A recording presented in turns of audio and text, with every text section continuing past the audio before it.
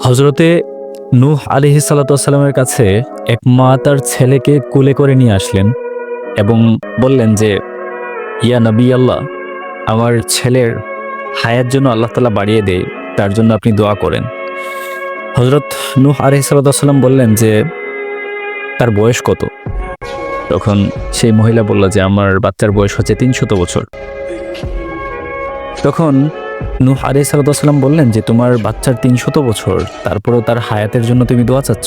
তুমি কি জানো যে শেষ জামানায় এমন কিছু উম্মত আসবে যারা মাত্র ৬০ এবং ৭০ বছর বাঁচবে পৃথিবীতে? তখন মহিলা খুব অবাক হলেন এবং বললেন যে, তাই নাকি? তারা কি তাহলে ঘরবাড়ি বানাবে? তখন নূহ আলাইহিস সালাতু ওয়াস সালাম হেসে দিলেন।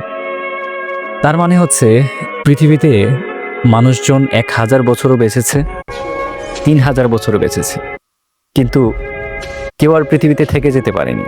এজন্যে দুনিয়ার জীবনটাই এরকম, যত দ্রুত এই সফরটা শেষ করা যায় ততই মানুষ বেঁচে যায়। সফর যত লম্বা হবে, গুনাহের খাতাটাও ততটাই লম্বা হবে।